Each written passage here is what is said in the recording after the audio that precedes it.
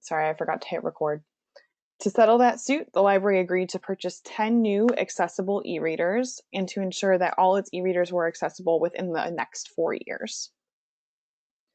In recent years, legal challenges have expanded to include websites as well. Several retailers and banks have faced class action lawsuits because their websites were not fully accessible to individuals with disabilities, which is a violation of the American with Disabilities Act, or the ADA.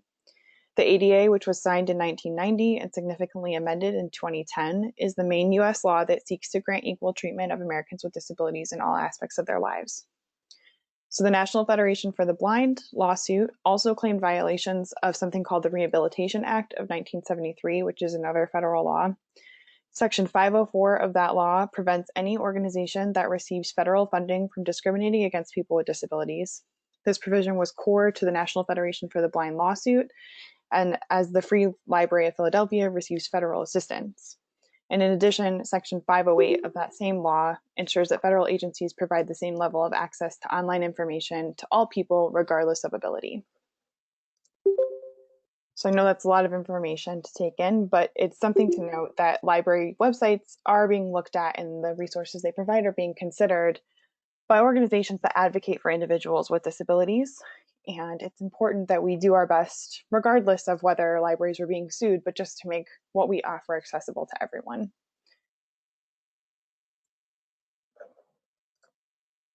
So website accessibility, getting into the more nitty-gritty details. I know there's a lot of information on this slide. I don't expect you to take it all in right now or even to remember it all later. These slides will be provided and you can come back to them, and then the link to the web content accessibility guidelines is also embedded in the slides, so you can come back and revisit them. It's a lot of information, so I'm just going to run through some of it right now to kind of get us acquainted with it. The World Wide Web Consortium, or W3C, Web Content Accessibility Guidelines 2.1, which came out in 2018, is the leading document that informs organizations of the relevant standards for making websites compliant. So from that same organization, they state that the web is fundamentally designed to work for all people, whatever their hardware, software, language, location, or ability. When the web meets that goal, it is accessible to people with a diverse range of hearing, movement, sight, and cognitive abilities. When websites, applications, technologies, or tools are badly designed, they can create barriers that exclude people from using the web. So web accessibility, in addition to having benefits for individuals who have a diverse range of hearing, movement, sight, and cognitive abilities, also benefits individuals who might be using a mobile phone or a smartwatch, or maybe they're using a smart TV and other devices with small screens or different input modes. Web accessibility benefits older people with changing abilities due to aging. It benefits people with temporary disabilities, such as a broken arm, or maybe they lost their glasses. People with situational limitations, perhaps they're sitting out on their back porch in the bright sunlight or an environment where they can't listen to audio at that moment. And then it also benefits people who are using a slow internet connection or who have limited bandwidth.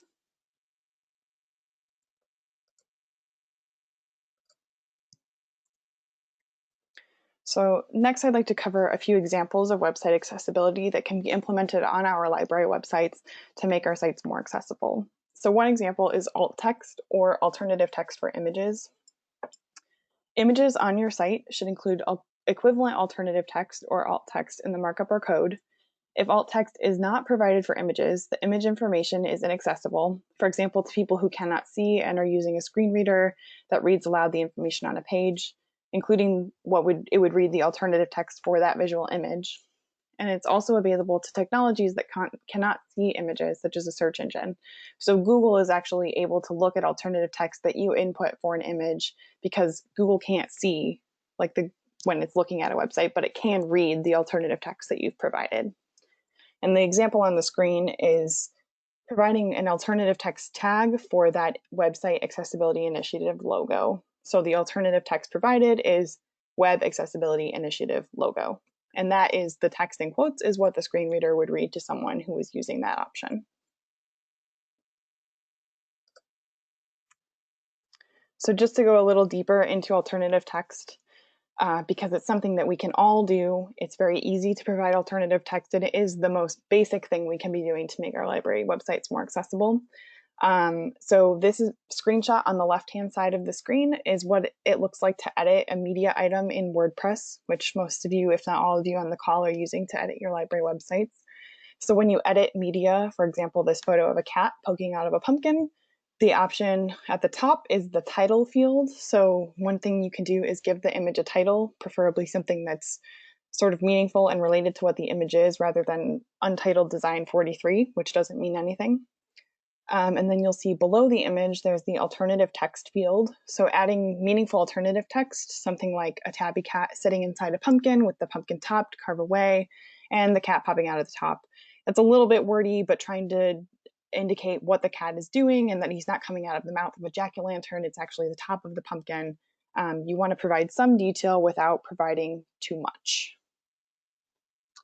And then if you feel that the image is incredibly complicated, you can go even further and use a caption.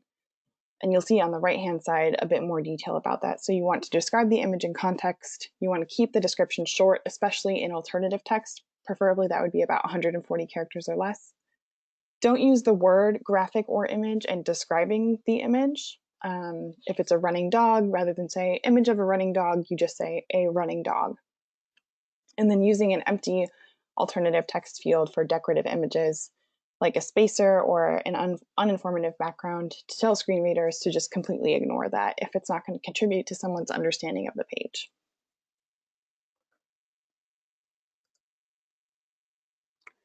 Another example of website accessibility is keyboard input. So someone with a motor impairment may have difficulty with fine motor movements that are required to use a mouse. And blind users typically would rely on assistive technology such as screen readers and therefore can't see where they would be clicking the mouse, so the screen reader will do and help with that work for them. So an accessible website does not rely on a mouse. It makes all functionality available from a keyboard. The big difference between a keyboard and a mouse is that when users navigate through the keyboard, access to links on the screen is sequential, so they use the tab button to go through all the links one by one before they reach a link of interest. In contrast, a mouse user can inspect links available on the screen and move the cursor directly to a link an individual wants to click on. So imagine yourself, if you're using a mouse, you would just move your mouse around on the screen until you find what you want to click on and click on it. If I'm using the keyboard to navigate, which I'll show you in just a second, I have to click tab repeatedly until I arrive to the part of the website that I actually want to use. So even the most fancy or wonderful site is completely useless to someone who cannot access its controls to interact with it. So to test this, we can go to a new tab. So I'm going to move my browser over where hopefully you all can see it. And I'm going to go to this tab here, and I'm going to click into the address bar and leave my cursor there. So hopefully you can see this text up here is highlighted. My cursor is currently residing in the address bar. And if I hit tab, it won't do what I want it to do, because you're all watching. Maybe because I'm presenting. I'm sorry, y'all. I think because I'm in presenter mode, I'm not able to implement that feature. But when you're not, if you click in the address bar on your browser and take your hand off of the mouse, you continue to click tab, you can navigate through the page until you reach the link that you want. And that's how someone might be using your website if they don't have the motor functionality to use a mouse. Maybe their mouse battery died. You can use the tab button instead.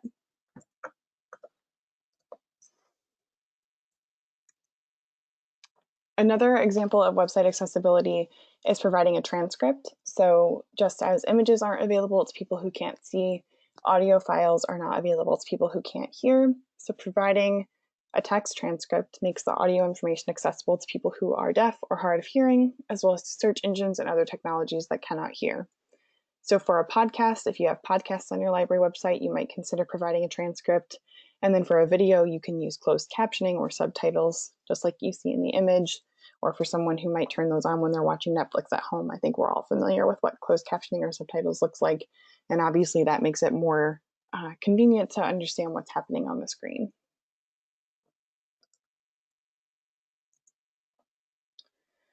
So some accessibility best practices, just a small and manageable group that might be accessible to us as we're thinking about making changes to our library websites. Some things to consider. Do not rely on color as a navigational tool or as the only way to differentiate items on a page. all of your images should include alternative text in the markup or code, and complex images should probably have more extensive descriptions nearby, whether that's a caption or a paragraph next to the image. If you feel like you really need to tell a story about what's happening in an image, if it's quite complicated, take advantage of a caption or a paragraph of description. Functionality, so moving throughout the website, whether that's scrolling or clicking, should be accessible through a mouse and a keyboard, so both options. Provide transcriptions for podcasts, and if you have video on your site, you should provide visual access to the audio information through in-sync captioning. Erica, Kelly has a question, which you probably might get to later. Yeah, Kelly, I don't have a specific recommendation. Ken might for software that is best for adding captions on videos. There are quite a few options available out there. Ken, do you have something that you would specifically recommend? I do not have a specific WordPress plugin that I would utilize. And that's something maybe we can look at and make a recommendation later.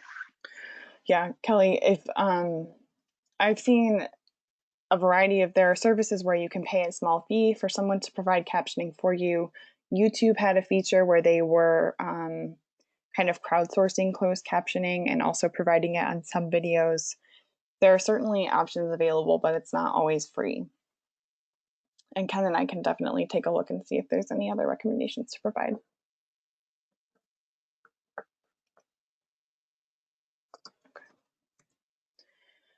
So another example from American Libraries Magazine, they had an article come out in 2017 called Library Websites for All. And a quote from that article is that as more librarians design their library websites with off-the-shelf content management systems, they can take several straightforward steps to improve accessibility, such as including text that describes the content of all images, avoiding tiny fonts, using simple and economical language, and developing scripts that describe the content of videos. So I'm sure you all heard me read that, but just to compress it down to 4 bullet points, we talked about this already, but including alternative text for all of your images on your website is something that you should be doing. Avoid using tiny fonts. The new WordPress editor has made this really easy. You can now change the size of fonts on every page that you design, as well as the color and background color of certain sections. Using simple and economical language, so try to pare things down and keep it easy. And then using a script to describe any video content included. And Kelly, that kind of comes back to what you were asking. Closed captioning is ideal, but certainly the minimum you could do is provide a script that you write yourself that maybe displays below a video. Or you could use video editing software to add the script over each scene.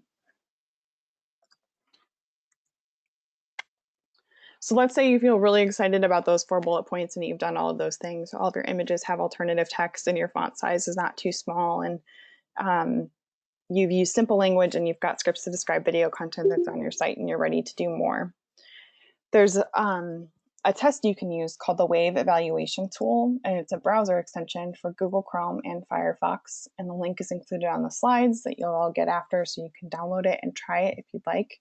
I've chosen the Dundee Library website to demonstrate this on because they are using Spacious, which is a font that we recommend because it has high contrast between background color and text color. It's white with black text, which is the highest contrast for the eye. So we can see what's going on easily. It does pretty well with the Wave accessibility test or Wave evaluation tool. So what we can see in this screenshot is that Wave is running and it has made some flagged issues that it sees with the website, and they're in various colors and symbols. So there are blue things highlighted in green and purple and orange on the screen. And then on the left-hand side, it tells us there are 5 errors and some alerts and some other things that it's flagged. And the next slide, what does that all mean? Because that's a lot of information to take in, and I don't really know what any of these symbols mean. I've never seen them before. So thankfully, Wave provides a summary, which is what we saw on the previous slide, and then it provides some more details. So of the 5 errors, it says that one of them is a linked image missing some alternative text, a missing form label, an empty link a couple of times, and a contrast error.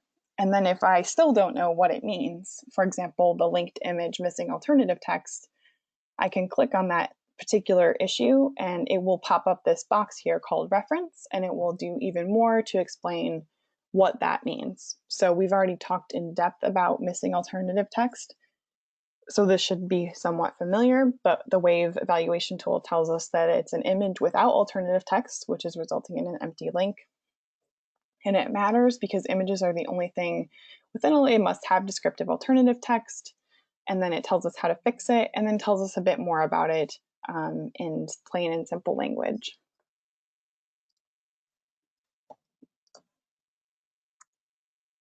So if you've achieved the simple tasks and you've arrived at the Wave evaluation tool and you've run the test and you've got a bunch of errors coming up, and it feels a bit overwhelming because there are so many errors that it wants you to address, what should you do? How can you tackle that? And my advice would be to start with the easiest errors. Just go, like, the easiest one to achieve would be missing alternative text. If it's still finding missing alternative text on your website, just go into the media library and add alternative text for the images that the Wave evaluation tool has flagged. Additionally, you can go through this list on the screen and try to meet these goals. So do each of your pages, do the titles that you've given them make sense and have meaning for someone who's reading through the site with a screen reader? Do all of your images on your site have alternative text, not just some words, but something that is meaningful and conveys what the image actually is? Are you using headings appropriately? So in almost all pages, there should be at least one heading. And heading hierarchy is meaningful. So ideally, the page would start with an H1 header, which is usually similar to the page title. And then ideally, you would not skip from header 1 to header 4. Instead, you would use header 1, and for the next section of the page, it would be header 2, header 3, and so on. WordPress is pretty good at making sure that you do this without you really being aware that it is. But if you don't and you skip from header 1 to header 4, if someone is using that tab navigation, their screen, it will be confusing for them because it might be jumping all over the place instead of navigating through the page in sequential order as dictated by those headers. You should also make sure there's enough contrast between text color and background color. So I know the spacious theme is kind of boring, but it does have high contrast between the white background and the black text. You wouldn't want to choose a navy background and a pretty royal blue text because the contrast between navy and royal blue are not very high, and it would be quite difficult even for someone with 20/20 vision to see the difference between the text and the background. You'd also make sure the text size is not too small. As I said, in the new WordPress block editor, you can change the size of the text on the page, which is something that they've introduced for the first time in a graphical sense. It's very easy to change the text size. And so if you feel like your website text is too small, no problem. You can open a page and make the text larger. And then the final point is that you should remove any moving, blinking, or scrolling information that starts automatically and lasts more than 5 seconds. So yes, unfortunately, this does mean that you should get rid of the slider on your home page. And I know that many of our libraries like the slider because it's engaging and it keeps content fresh on the home page without having to update it that often. It's rotating, it's eye-catching. However, for someone who's coming to the website and using a screen reader or has another visual impairment or is tabbing through information, that slider is moving so quickly, even if it seems like it's moving slowly to you, that it's difficult to glean meaning from what's happening in the slider and to have it pause appropriately for me to understand what alternative text might even exist or to read a caption. So it's better to have stagnant content on the homepage, so static images, and then for you to go in and update those occasionally, just like you would your Facebook page. Or maybe it's not images, it's just some text that's important, and I can brainstorm ideas with you about what you might include on the homepage of your website. Erica, question. Mm-hmm. If is there a recommendation if you, based on having a accessible alternate view of the website? Do you mean like a mobile? That would, well, I mean, I guess what I can say that people could go check would be, you know, StarCat has always had what they called an accessibility view version. Mm-hmm. We have very little control over the layout and a lot of the errors that StarCat has with the Wave extension check. But there is now with the newer version, it actually gives us the mobile view. But I'm more thinking if you're presenting a screen reader with the ability early on, or at least in the, in header 1 content to switch to an alternate site that is more accessible. Is there any acceptance of that, or is that considered to be a waste of time? I didn't read specifically whether or not it's considered to be a waste of time. I think the challenge could be having that. I don't know how auto-generated that second option would be, and if we, as individuals working on our library websites, would we have the capacity to create both? Does that make sense? Yeah, well, certainly that's more work. You're going to create a second homepage, and you're going to have to maintain a second homepage. And toggling between the two, there's probably a plugin for that. Yeah. But I know that the scrolling content is so prevalent in everything we see these days, and it's not very friendly to a screen reader. So. Right. Yeah, I think it's unfortunate because, like you said, it is prevalent and it's eye-catching. But finding another way to make homepages engaging is probably the best option, just to avoid the labor of maintaining 2 pages. Thank you. Thanks, Ken. So just to wrap up what I've just talking in general about content on your library websites, other things that during COVID I've noticed sometimes are lacking on some of our library websites. I'd love to see everybody featuring a link to digital card registration, which you've probably seen my emails every Monday with digital card sign-up stats. So if you feature that digital card registration form on your library website, your patrons will maybe will be able to more easily find it and then register for a digital card with your library. Including a link to Overdrive and Libby, RB Digital, and then the databases provided through STLS that come from Novel New York and our South Central Regional Library Council. And then also featured prominently on your website. Sometimes it was hard for me to find accurate library hours, a phone number, your address, some kind of email contact information if you choose to provide that, any other relevant information. So again, I've chosen to highlight the Dundee Library website, and Linda has nicely included under library hours so that it's clear for her patrons. Not only does she have the hours there, but their building is currently closed. And then she's included information on curbside pickup and how that functions, and then what's happening with computer time, and then also browsing. So her patrons, in going to her library website, will easily be able to understand what is happening at her library and how they might be able to use the space, especially because COVID has been impacting our use of public space right now. And then they can also easily search the catalog, get to Overdrive, find magazines through RB Digital, and then if they've got kids at home or they're doing some kind of adult education and they need to use the novel databases for homework, they can get to that link as well, because all of this is featured on her homepage in the widgets on the right-hand side. So it's not a hunt for the information I need, it's right there and it's easily accessible. All right, Ken, I'll turn it over to you.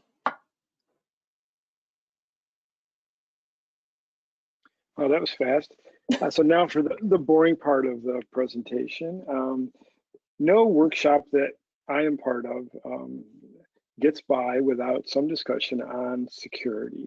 And of course, since we're talking WordPress, there's plenty to talk about when it comes to security. This first slide lists 4 plugins that we install and recommend that you utilize.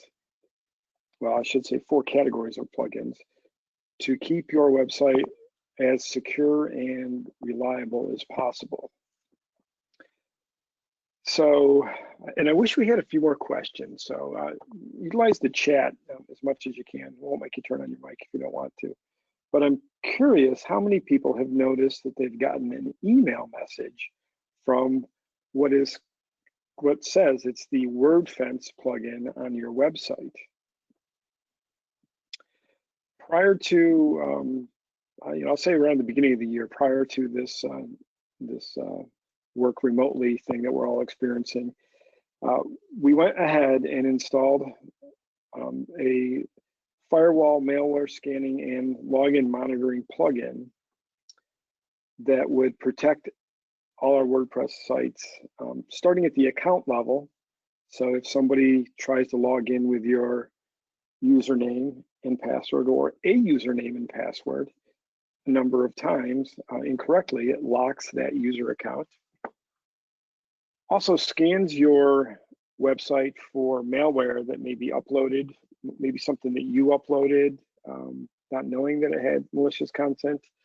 It also blocks with a firewall attempts to hack your website, and those come from all over the world. So I don't see any response in the chat. You should be getting some emails on a regular basis from the WordFence plugin. And the one that you probably would want to pay the most attention to would be anyone that says that your admin account has been locked out, and it's actually the admin login account that you use. It's not uncommon for hack attempts from all over the globe to hit your WordPress website and try to log in as admin, or log in as administrator or super user, or those types of things. But if they are trying to log in with your actual username, that means that your username is out there in the wild, and now they've got one piece of your credentials. So if that happens frequently, the most important next step is to communicate with STLS so we can change your admin login username. The firewall and malware scanning alerts, we monitor those as well. You pretty much don't have to do anything there, and it's safe to generally delete those emails when you get them. The WordFence plugin does tell you about different performance metrics on your website, and some of you have asked me questions about those, and I'll talk about those in a little bit.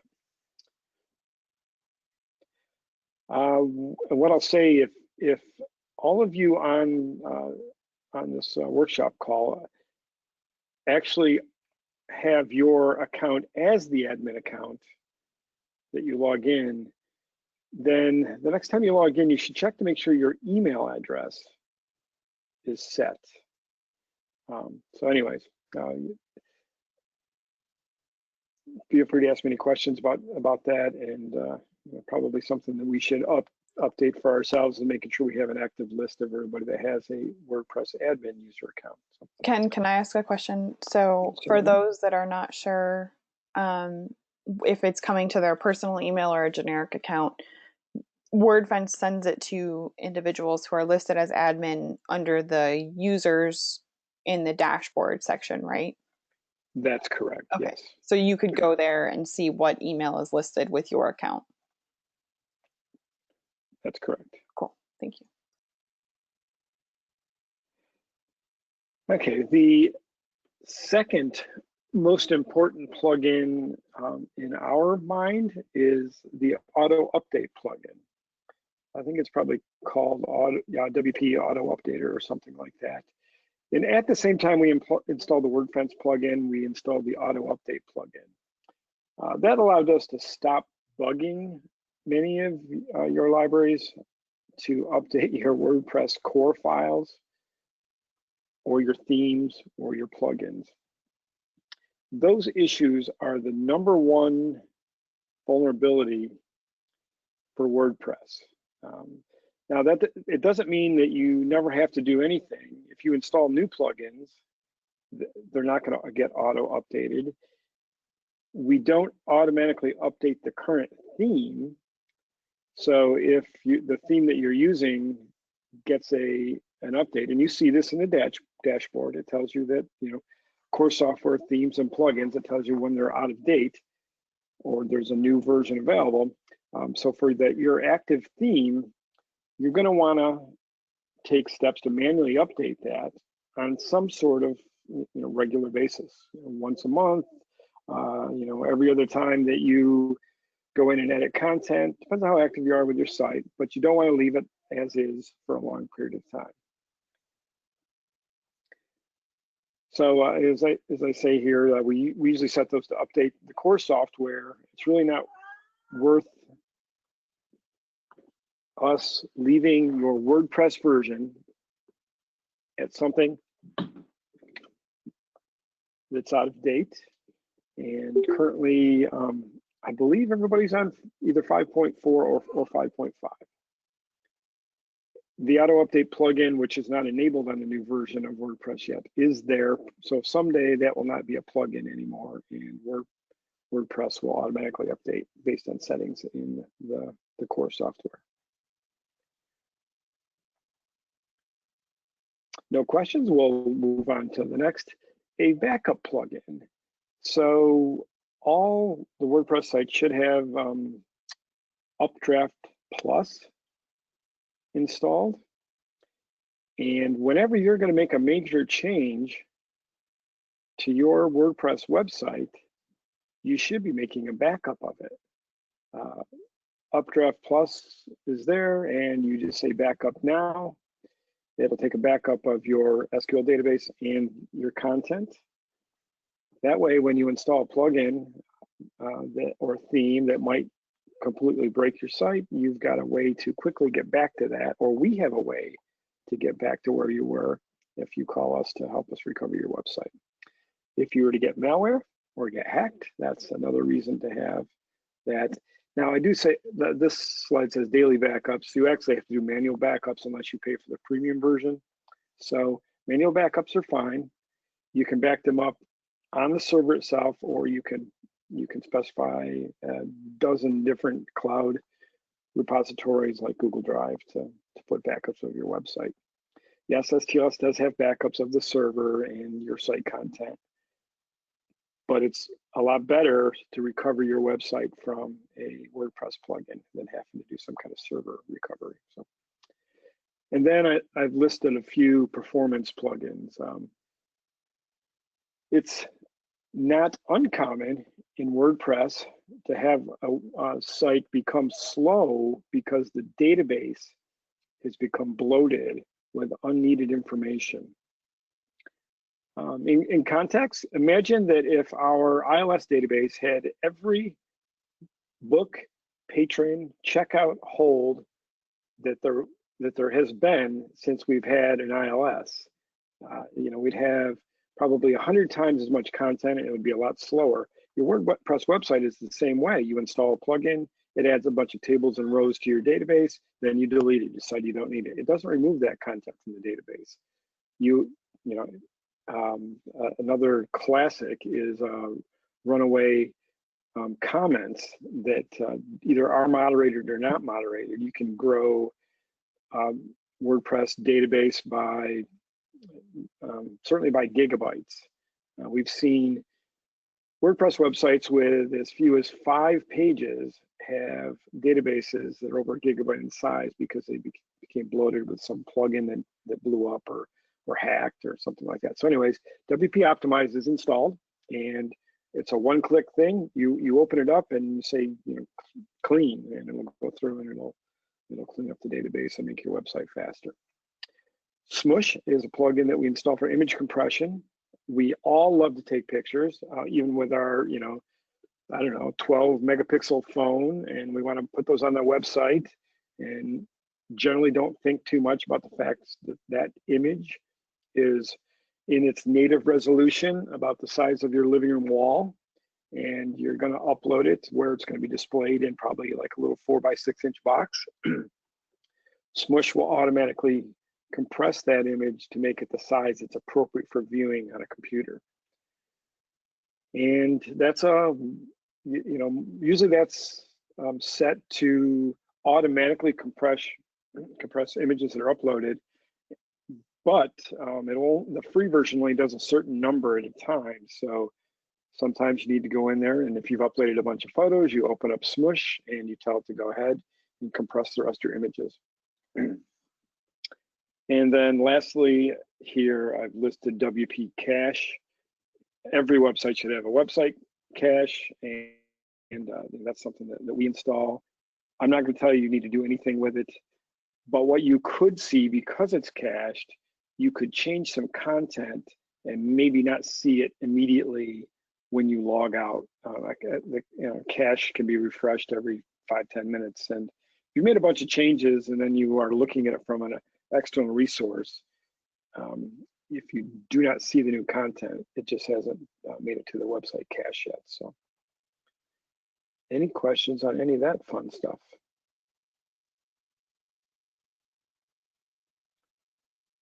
Okay, here in Crickets, we'll move to more website security and reliability. And I'm relying on Erica to make that change. Sorry, Ken. Too many No, I put you to sleep too. No, you did not. So I've just talked for 10 minutes about plugins, and there are thousands and I don't know how many thousands of WordPress plugins. They're all created by third-party entities from your 7th grader that is really interested in designing websites and figures out there's something he wants to be able to do, and he can publish it to the WordPress plugin repository, to full companies that are making millions of dollars by selling add-ons services for these plugins. So before you install a new plugin, first, if you're really unsure, ask STLS, hey, is there a plugin you'd recommend for doing XYZ? And we'll tell you, if there's something we support. But if not, you can do a search and you can kind of come up with a couple, probably a great deal of plugins. I think I searched for images. That was my search, and I just grabbed 2. So the things I'm telling you to check is, when was it last updated? Okay, so the one on the left was updated 3 months ago. The one on the right was updated 2 weeks ago. Does it have a high number of installs? The one on the left has 500. The one on the right has 300,000. Is it tested with your version of WordPress? So as you see, the one on the left is not tested with the version of WordPress where I checked, and the one on the right is compatible with that version. Check the comments. The one on the left has 5 stars. There's only 4 comments. And, we're all used to doing that when we buy stuff anymore. Let's look at the comments to see what didn't work. The one on the right, 852 comments, it's 4.5 stars. So anybody want to guess which one I'm going to pick if I was going to decide between the 2 of these plugins? Yeah, I'm going to pick the one on the right. And then I guess I could have put Ask STLS at the top as my first bullet, but I'm going to say, lastly, before you install a new plugin that STL doesn't say we support, and you're not positive, you haven't seen it in action before, you're not positive what it's going to do, whether it's going to break anything, you're going to use Updraft Plus to do a backup of your WordPress site. And generally that backup is going to take, a minute and a half. And then you're going to go ahead and install the plugin. Is anybody here installed a plugin before?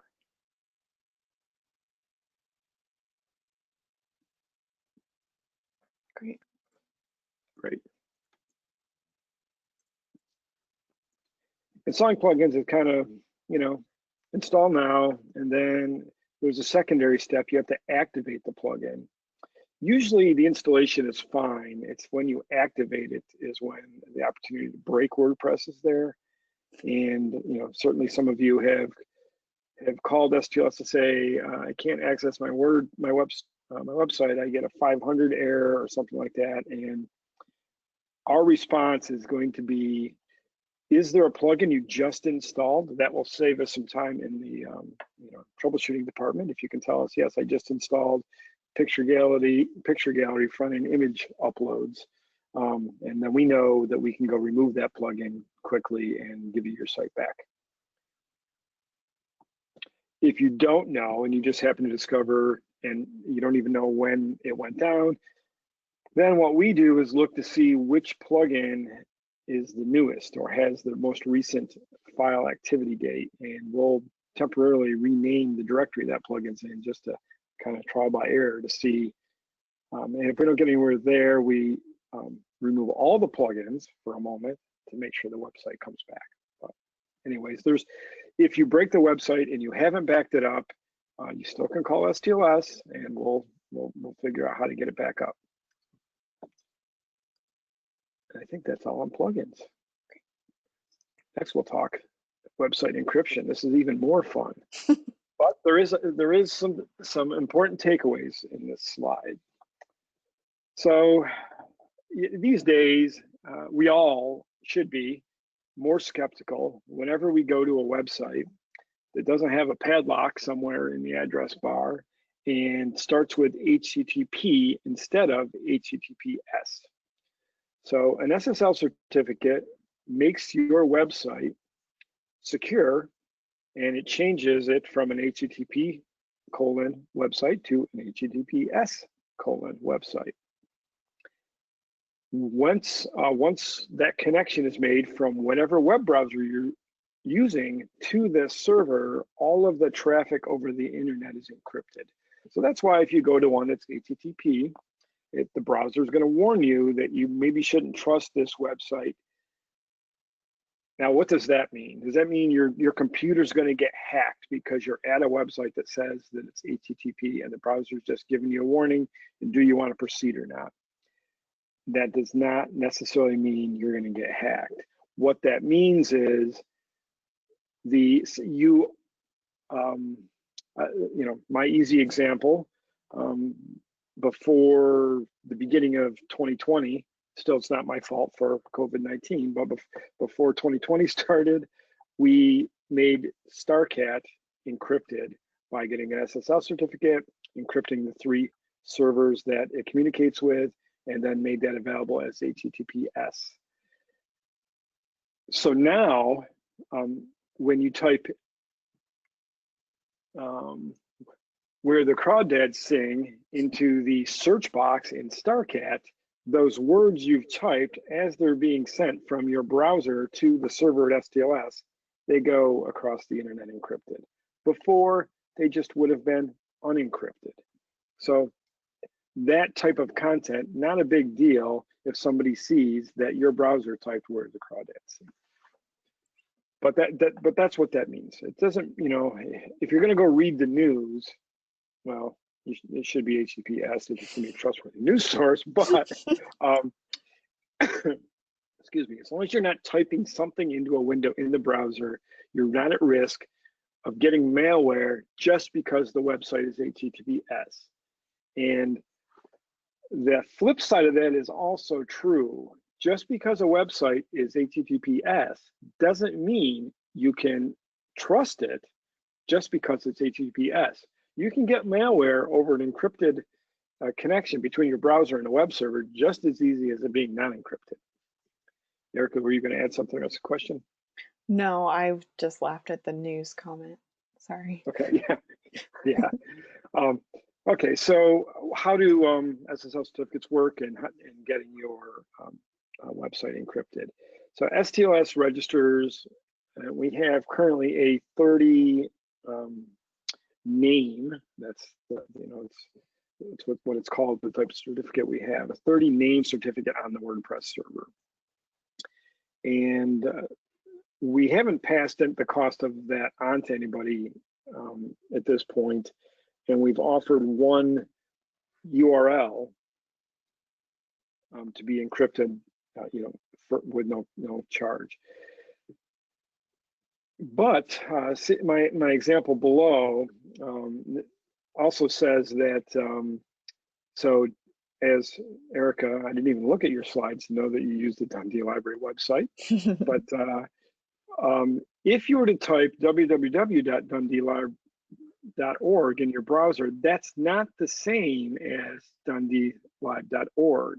those are two separate name entries on an SSL certificate. So what we've asked libraries to do is, unfortunately, at this stage, with how we have to, purchase and configure the certificate for the server, is we've asked you to pick one. The bottom one, without the www, is becoming the more common method of referencing your website, and they call that the naked domain URL. So no www, just, and most people these days expect, if they want to type something in the browser, they're going to type something.com, ESPN.com, and they're not thinking they're going to type the www anymore. So most people use the browser to type in domain names as a naked domain. So that's the more common thing that's happening.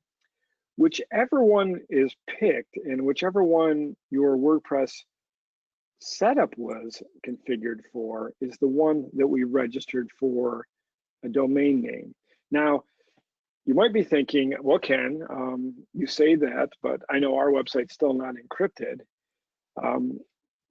It's also possible, likely, if your website is that way, that we just haven't finished the steps of getting WordPress configured and your site updated, because that actually takes a little bit of work from you to get your WordPress configuration using HTTPS. That's actually a change that has to happen in WordPress. And then all your links that are on your website need to be changed to HTTPS as well. On the right, and I don't know if you know this or not, but on any browser, you can click in the padlock next to the URL that lists the domain name, in this case, dundeelib.org, and you actually can view the certificate, and in the right, it's probably too small to read, you can actually see all the URLs that are part of the certificate. So we have work to do to get, to work with you if your website is not yet secured and the domain name is listed in the right-hand side in that image. Then we have some work to do with you to get your WordPress configuration using HTTPS, and then your site will be encrypted.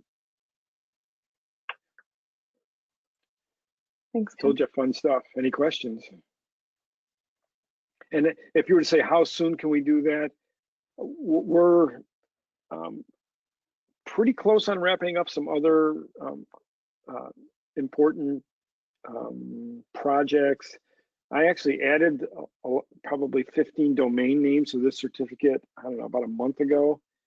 Then went on vacation, and probably within the next month, we'll be able to make sure every WordPress site can utilize one URL to be encrypted. And then you have to choose between www or not. So, gotcha. And what does the future hold? Well, this current WordPress instance was originally set up by Al Oliveras. I want to say, well, let's see, how many years has Al been gone? I bet you that we installed this server at least 8 years ago. And we've since migrated it to Windows Server 2016 because 2008 R2 was going end of life. So we did that last year. Oh, we just did just that. We migrated it. It's not a new installation of WordPress, and we have some technology barriers and security barriers to upgrading bits and pieces of that some of you have notified me of, like how come my SQL is so old. So that's that's the reason, and we are moving this to a new virtual Red Hat Enterprise Linux server. So I want to say that this project, while it's in development stages, probably has about a 3-month window for us to be able to get everything moved over and be done with. And that's what we're working on now. So someday I'll be coming back to everybody with a WordPress website hosted STLS. I'll say, hey, we can now host www.dundeelib.org and dundeelib.org, live.org. And any other URL you want that points to your website, and have it secured because we're going to be able to get free SSL certificates when we move this. We're going to change from the, I want to say the $1,000 every 2-year cost for our 30 name certificate to something that will be free. And we'll go from using a GoDaddy certificate to a Let's Encrypt certificate, which will be no cost. So that's going to resolve the multiple URL issue that we have. Now, save us a little bit of money. We'll be able to have the most updated versions of PHP and MySQL. We have pushed every site to about the newest version of PHP that we can get to, get the site to run on.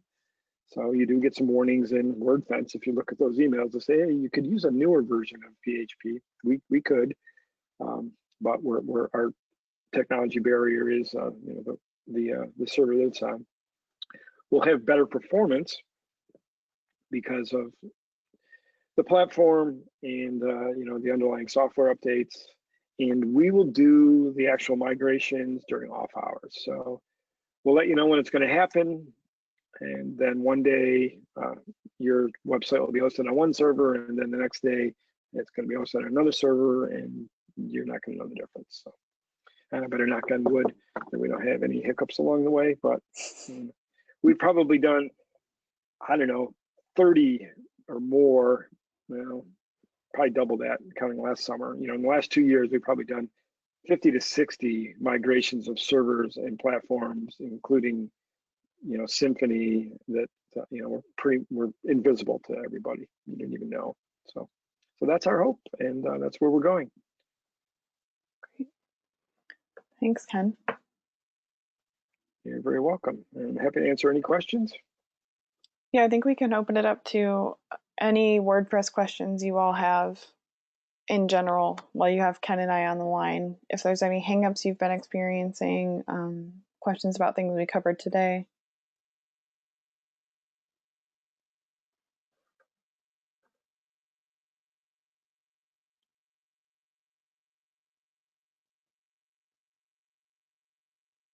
Or are you really still out walking the dog? So Linda has a question. So if a slider isn't good, how do we put up those announcements? So Linda, you would edit your homepage consistently, maybe once a week or once every 2 weeks, with the information that's relevant and timely that you'd want your patrons to know. So you would include an image and then some text beneath it. And maybe you'd have 4 of those on the homepage at a time, so that they don't have to scroll too far to see what's there. But that way that content is not moving and the image has alternative text, and then you've got a description below it if you'd like, as a caption or as a paragraph. And it will still look attractive. It just won't be moving content. And Canva is a great resource. If you're not familiar, I'm happy to talk with you about it, but it's a free online program to make web graphics or printed flyers, and you can put in the size specifications so that it's not too large for that box that you're putting in content into on your homepage of your website. Erica, are you aware of any plugins that let you schedule changes like that? Where they could go in and say if they were going to have something each week and do that ahead of time? Not that I've heard of, but I can certainly look into that. I have to believe somebody's created a plugin, because you can do that with JavaScript easy enough by putting content that anybody really wants to could actually put JavaScript in the HTML and hold different content and put it in different boxes on different days of the week. But I'm sure there's a plugin that automates a lot of that for you. So yeah, I'll take a look. If you only get time to edit the website,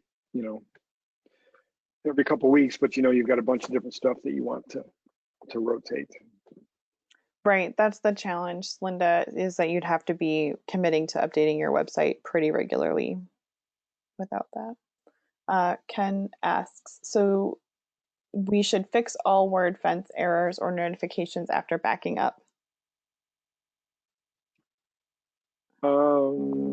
I wish there was an easy answer to that. It depends on what the notification is. WordFence gives you critical and performance-based errors. Like if WordFence says, XYZ plugin has stopped being developed and the last update is 2 years ago, you've got to weigh, okay, what's this plugin doing? And is it really a security risk? Should I find another plugin for that? Or am I okay with that? If WordFence tells you that your MySQL database needs to be a newer version, you can't do anything about that right now. That'll come out of the platform upgrade. If it tells you PHP is not a new enough version, you can ask us about that. And I can double check to make sure that I can't get a newer version on your site. But I don't remember which version you're on. So plugin ones you can fix. If it tells you there's malware, there's also a manual virus, malware scanner. If it tells you there's malware, then I would definitely let us know so we can actually take a look at the file level to see. So the ones that, the plugin ones and outdated plugins, those are the ones that you should definitely take a look at.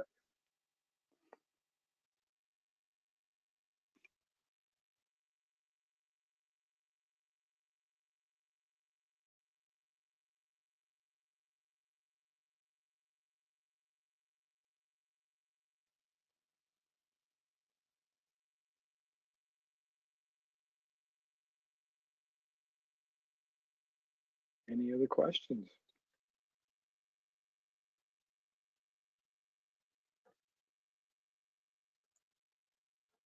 Has everyone on the call been able to log into their sites recently? There's been a lot of changes with library hours and services. Are you able to keep your sites up to date?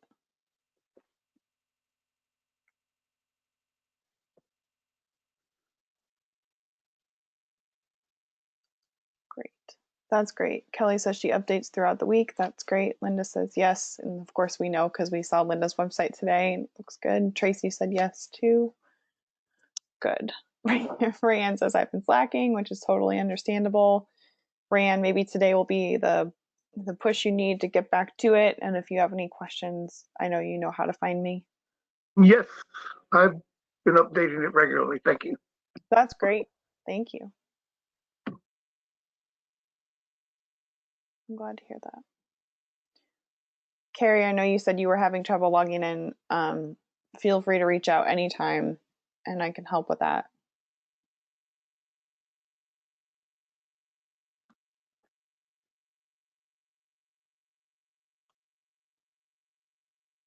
Any other lingering questions?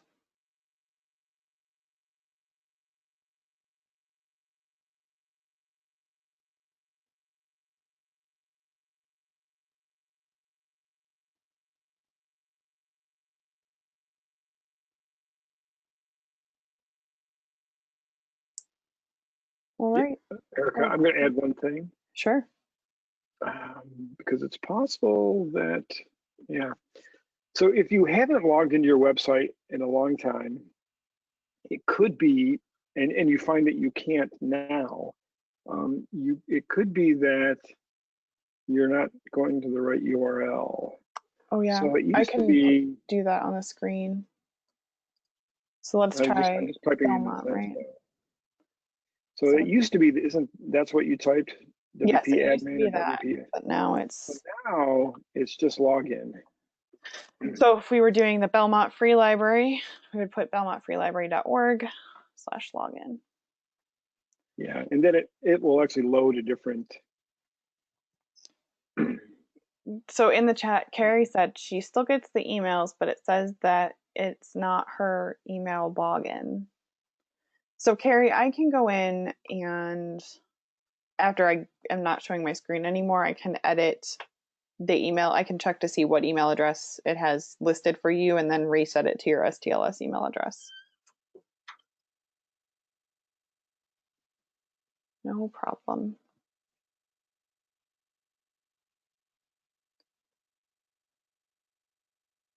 Great. Ken, thanks for bringing that up about /login. So yes, if you all were not aware of that change, that is how you get to your login page now. It's not /WP admin anymore. Yeah, WP admin is the most attacked URL on the planet because most people still use that. So it makes it harder for would-be malicious people, well, bots, from finding our WordPress sites. But yeah.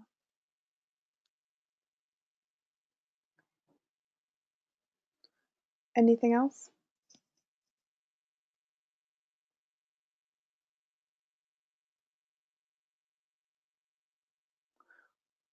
is there any other type of WordPress information that you would like to see us present? Oh, that's a good question.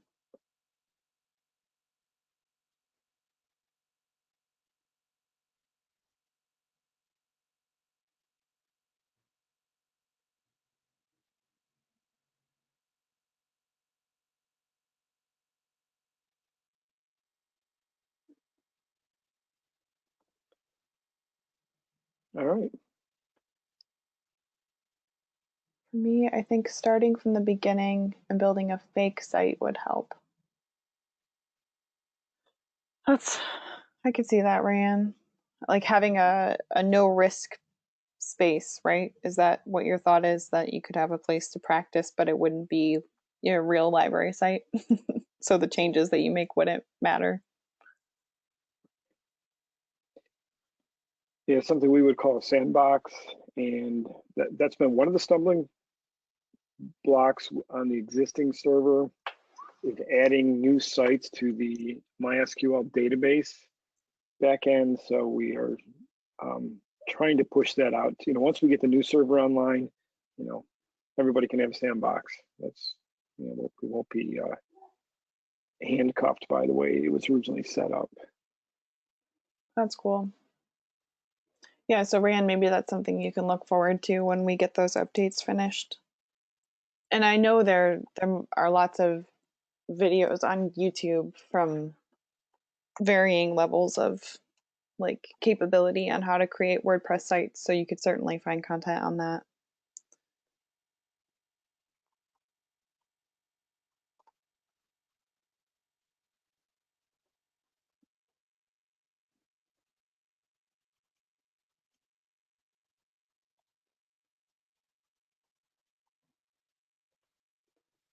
All right. Anything else? I think we probably have. If you guys were going to tell us, you would. And certainly you can email us. You know how to find us. So if there's some topic you wish we would cover that you didn't share out loud just now, you can send us an email. Can't get into your site, let us know. But I'm glad you all were here, and I hope this was helpful. Erica, I will add one more thing, Sure. because people don't really think about it this time of year, but in 4 months, we'll be thinking about it as to whether or not you're getting Google Analytics. Oh, Ken, that's a great point. Yeah, before you all jump off, if you're not receiving Google Analytics, it's something to think about now, because you will need those to complete your annual report next spring. And now is a great time to address it. And addressing that in the spring will be a bit more difficult. So if you're not getting any information about Google Analytics in your email each month, please reach out to myself or to Ken. Jetpack. Kelly, is Jetpack working for you monthly? Are you getting stats about website visits through Jetpack automatically every month? We were, and then we had both plugged in, and our analytics numbers are actually better. They're different, so we've just been using those. So I don't know. I didn't know if it was okay to uninstall our Jetpack. I'm fine with that. Ken, do you want them to have Jetpack installed? Yeah, I'm fine with that too. Okay. Great. We'll Yeah, Kelly, as long as you're getting monthly stats somehow, it's fine. Thanks for asking. And Linda, I see your comment about Canva. I will connect with you about that. Great. All right. Thanks, everybody. Thank you, everybody.